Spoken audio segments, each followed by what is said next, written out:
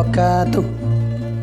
Alhamdulillah wassalatu ala rasulillah wa ala alihi wa ashabihi wa man wala.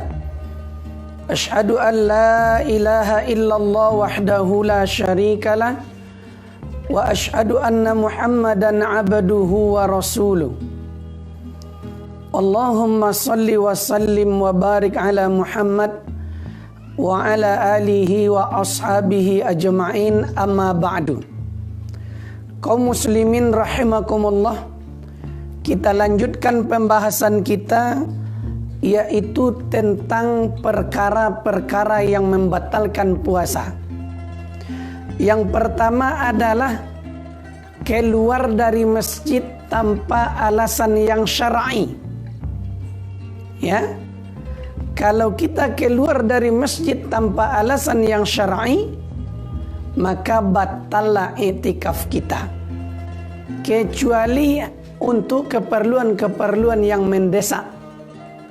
Seperti misalnya kita ingin buang hajat, ingin buang air kecil, atau ingin mandi junub yang tidak bisa kita kerjakan kecuali di luar masjid. Ya, itu namanya perkara-perkara yang mendesak, yang dibolehkan di dalam syariat. Bahkan Ibunda Aisyah radhiyallahu anha pernah meriwayatkan ketika Nabi SAW i'tikaf, lalu ketika itu beliau memasukkan kepalanya ke kamarku, kata Ibunda Aisyah, lalu aku pun menyisir rambutnya. Maka Ibunda Aisyah mengatakan Rasulullah SAW tidak keluar rumah, tidak keluar masjid, kecuali hanya untuk keperluan yang mendesak ketika saat beliau melaksanakan i'tikaf di masjid. Bahkan juga ulama mengatakan disunnahkan bagi orang yang sedang i'tikaf itu untuk tidak menjenguk orang sakit, untuk tidak menyaksikan jenazah. Sampai ke tingkat itu orang yang sedang beriktikaf itu. Pernah suatu kali Aisyah iktikaf, lalu dia ada keperluan ke rumahnya. Kebetulan ada orang sakit, lalu Aisyah hanya bertanya, siapa yang sedang sakit itu? Namun Ibunda Aisyah dia tidak berhenti. Dia tetap melanjutkan perjalanannya. Maka orang yang sedang berpuasa, orang yang sedang beriktikaf, dia tidak boleh keluar dari masjid kecuali hanya dalam kondisi yang sangat mendesak sekali. Kalau tidak ada urusan yang syar'i, maka tidak dianjurkan ia untuk keluar dari masjid. Imam Ats-Tsauri, begitu juga Imam Asy-Syafi'i dan Ishaq, dan salah satu riwayat dari Imam Ahmad,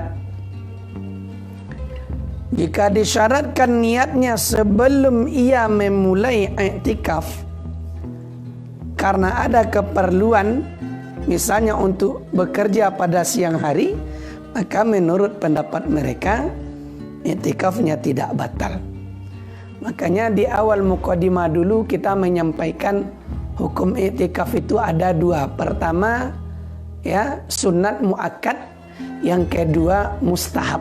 Nah, biasanya orang yang bekerja ini termasuk kategori mustahab, karena dia melakukan i'tikaf hanya pada malam hari saja, tetapi pada siang hari dia masih tetap bekerja. Ini namanya mustahab. Kalau dia sudah niatkan sebelum ia masuk i'tikaf, maka menurut pendapat Imam Ats-Tsauri, begitu juga Imam Asy-Syafi'i, dan satu riwayat dari Imam Ahmad, yang seperti ini tidaklah batal puasa, tidaklah batal i'tikafnya. Namun menurut Imam Malik rahimahullah, kalau ketika sudah melaksanakan i'tikaf dia keluar tanpa alasan yang syar'i, maka tetap i'tikafnya itu menjadi batal. Maka nanti kalau dia ingin masuk kembali, maka dia harus kembali memasang niatnya. Nah, itulah yang pertama, perkara yang membatalkan i'tikaf. Yang kedua, hubungan suami istri. Ya, orang yang sedang melakukan i'tikaf dilarang oleh Nabi SAW untuk melakukan hubungan suami istri atau hubungan badan, kecuali hanya sekedar bercumbu saja, asalkan ia bisa menjaga, ya, tidak sampai menimbulkan syahwatnya, apalagi sampai mengeluarkan spermanya atau air maninya. Kalau menurut pendapat Imam Malik, barang siapa yang beriktikaf, ya, lalu ia bercumbu dengan istrinya, lalu keluar maninya, maka batallah iktikafnya. Begitu menurut pendapat beliau. Ya, nah, beliau mengambil dalil adalah ayat yang kita bacakan kemarin, surat Al-Baqarah ayat 187 itu. Wala tubashiruhunna wa antum akifuna fil masajid. Janganlah engkau mencampuri istri-istri kamu itu padahal kamu sedang melaksanakan i'tikaf di dalam masjid. Ya. Nah, kalau ada di antara orang yang melakukan i'tikaf lalu berhubungan suami istri, maka batallah i'tikafnya. Lalu yang berikutnya, apa saja yang dibolehkan ketika kita beriktikaf? Ya, pertama, keluar untuk keperluan yang sangat mendesak. Ya, seperti yang sudah kita singgung tadi. Nah, kalau tidak ada urusan yang sangat mendesak, maka tidak dibenarkan kita untuk keluar sementara kita sedang i'tikaf. Ya.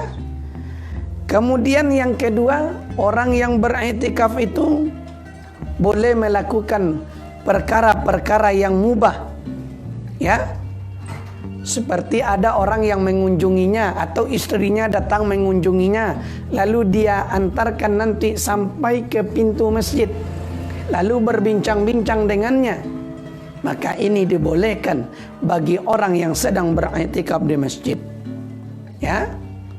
Kemudian yang ketiga, istri juga boleh mengunjungi suaminya yang sedang beriktikaf, lalu berbincang-bincang dengannya.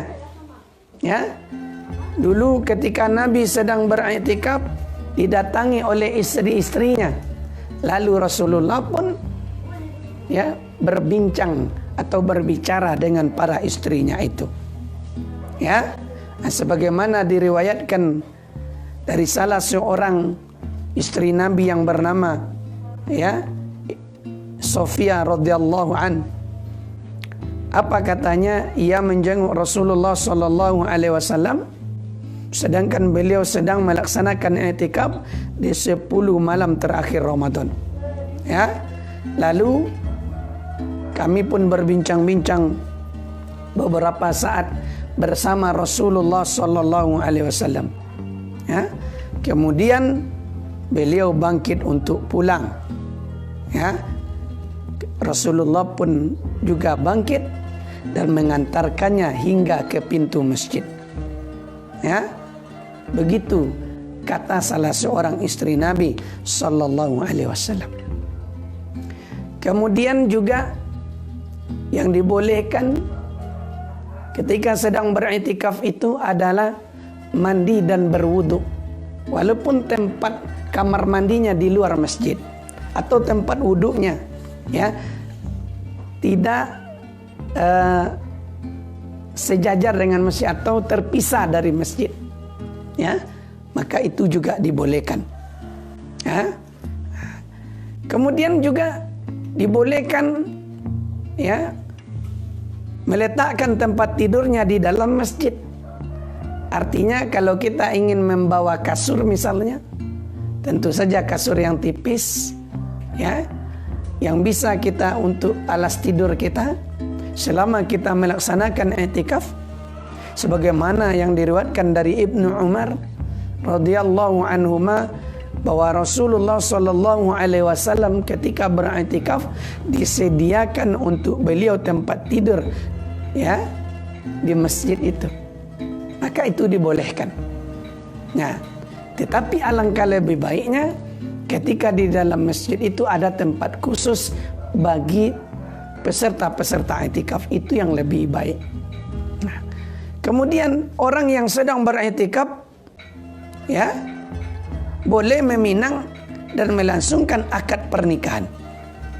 Menurut pendapat ulama yang paling kuat, sebab i'tikaf adalah ibadah yang tidak mengharamkan sesuatu yang baik, sehingga tidak diharamkan melangsungkan pernikahan seperti halnya puasa, tetapi dengan syarat tidak melakukan hubungan intim atau hubungan badan. Ya, yang terakhir, wanita yang sedang mengalami penyakit istihadah, maka ia boleh i'tikaf dengan catatan ia bisa menjaga kebersihannya sehingga darah itu tidak berceceran dan lain sebagainya. Ya, itu dibolehkan. Diriwayatkan dari Ibunda Aisyah radhiyallahu anha, ia berkata, salah seorang dari istri Rasulullah sallallahu alaihi wasallam sedang mengalami istihadah. Ya, padahal dia melakukan i'tikaf bersama Rasulullah sallallahu alaihi wasallam. Saat itu ia melihat ada cairan merah dan kuning. Terkadang kami meletakkan baskom di bawahnya ketika kami sedang sholat, ya, karena dikhawatirkan darah istihadah tadi akan jatuh.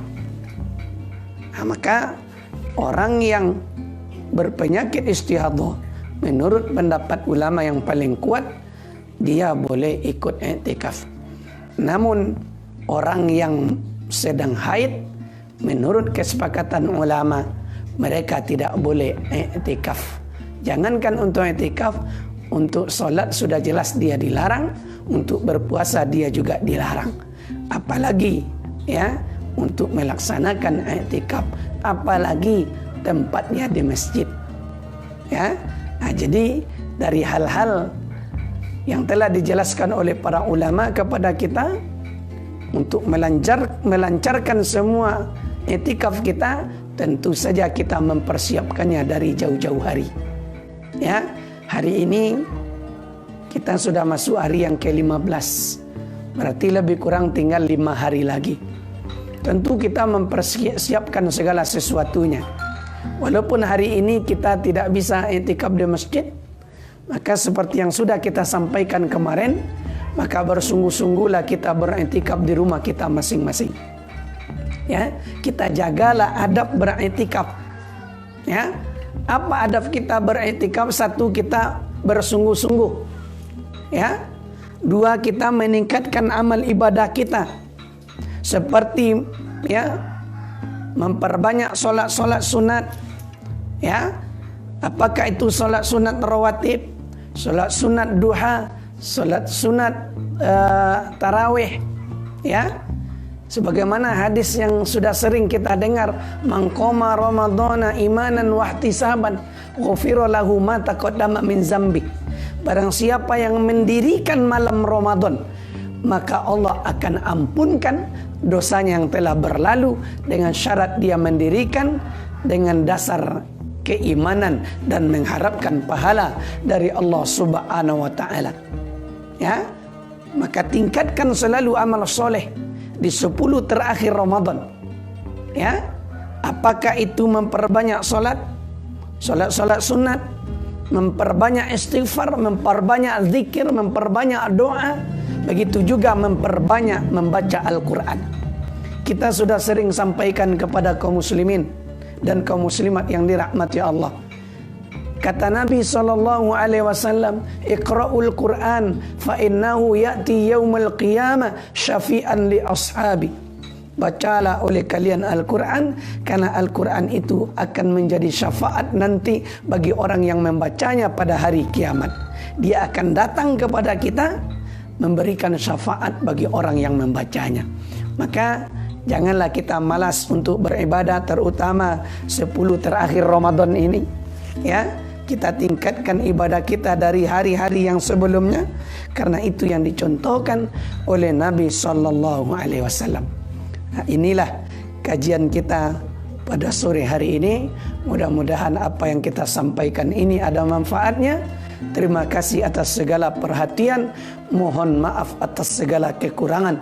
Subhanakallahumma wa bihamdika asyhadu an la ilaha illa anta astaghfiruka wa atubu ilaik. Assalamualaikum warahmatullahi wabarakatuh.